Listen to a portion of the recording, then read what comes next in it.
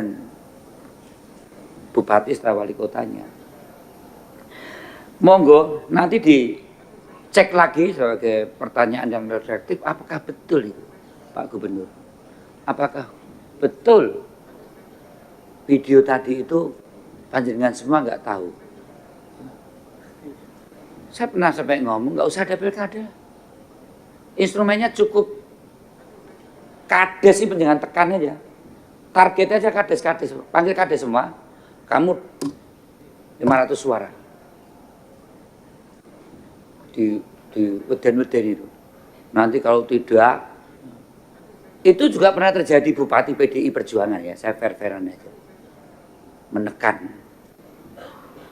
Di sini semua kok, saya bekerja dengan Nasdem, bekerja sama dengan Nasdem, dengan Golkar, dengan Gerindra, dengan Demokrat, dengan PKS,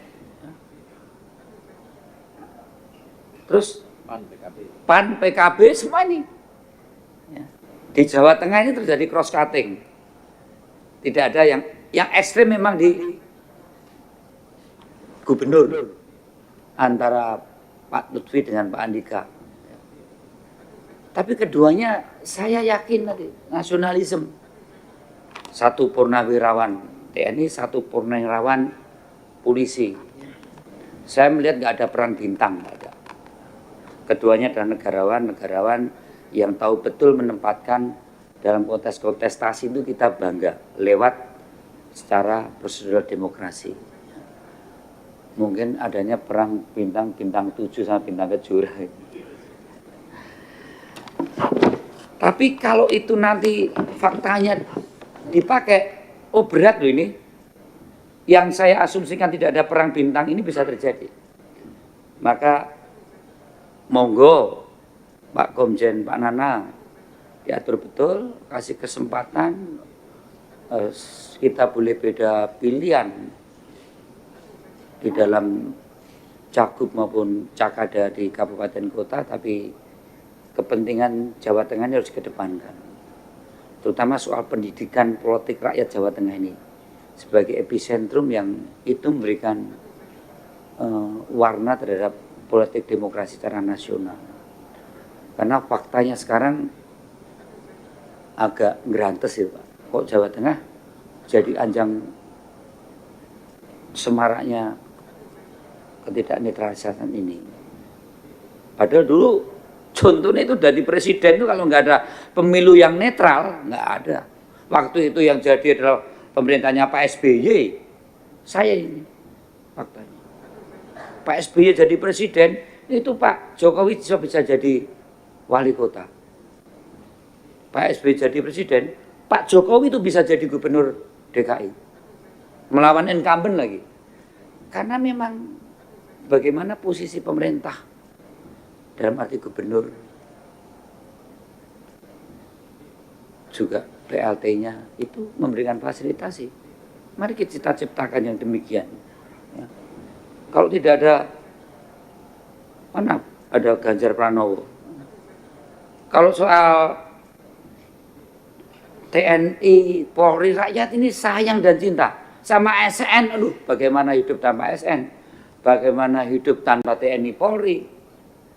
Bagaimana hidup tanpa lurah? Tidak mungkin, Pak. Rakyat ini sayang.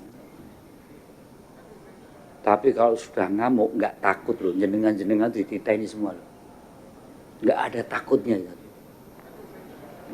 Kita tunduk sayang. Kalau ulang tahun TNI Polri itu bangga kita pakai baju tentara itu. Alat-alat pertahanan ditumpahi rakyat. Dulu waktu saya kuliah suka pakai baju Kopassus itu. Baju, walaupun mahasiswa. Tapi nggak ada takutnya itu sama panjenengan itu. Kalau sudah ngamuk dilawan benar sampai. Apalagi soal pilkada. Kalau pilpres mungkin masih jauh ya. Kalau pilkada itu kan mengorganisir untuk memperjuangkan hak dan kewajiban pribadi dan kelompok ini kan benar-benar serius. Mereka mengeluarkan berbagai energinya untuk memperjuangkan yang kalau itu berjalan secara fair, mereka saling bisa memahami dan menerima kapan harus konflik, kapan negosiasi, membangun konsensus lagi. dinamika politik kan demikian. Sejak di Pelkades, ya paling 1-2 bulan lah masih plerok-plerokan. Kalau yang sekarang monggo Pak Gubernur dicek, plerok-plerokannya udah nemen ini. Dan itu terjadi kalau ada ketidaknetralan. Kalau plerok-plerokannya wong sipil itu, selama aparat itu netral, nggak ada soal. Nah, tadi apa lagi? Di Solo saya berhadapan dengan Partai Gerindra, dengan Nasdem, dengan PKB.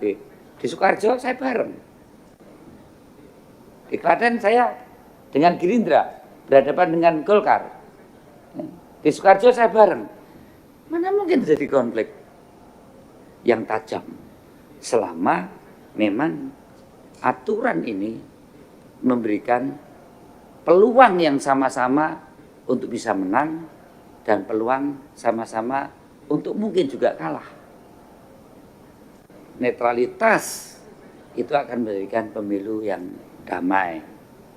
Tapi kedamaian pemilu pilkada ini bisa tidak terwujud sebagai akibat ketidaknetralisan yang salah satunya panjenengan-panjenengan ini disuwun untuk menjadi bapak pengayom masyarakat Jawa Tengah untuk bisa berpesta menggunakan haknya dan memilih pasangan bupati ataupun wali kota dan gubernurnya. Ini yang bisa kami sampaikan. Kalau toh ada cacat-cacatnya dalam berdemokrasi, selama itu rakyat yang melakukan, kita akan evaluasi terus per 5 tahun di ruangan ini. Tapi kalau sudah yang namanya kecurangan yang masif, itu sistemik. Kalau yang sistemik itu terstruktur. Panjenengan bisa melakukan itu semua. Panjenengan bisa melakukan kecurangan yang masif karena Anda punya kemampuan sistemik melakukannya. Untuk sistemik ini Anda punya kewenangan yang namanya terstruktur. Dari kewenangan sampai ke RT RW, sampai camat, dari ke camat, lurah. Lah mau digunakan bisa. Mungkin juga tidak ketahuan dalam konteks kecurangan pemilu. Tetapi untuk bangsa ini ke depan, untuk Jawa Tengah ke depan, itu menjadi sesuatu legacy yang kurang baik untuk proses konsolidasi demokrasi, khususnya di Jawa Tengah dan kabupaten kota di Jawa Tengah. Matur nuwun, wassalamualaikum warahmatullahi wabarakatuh. Selanjutnya lali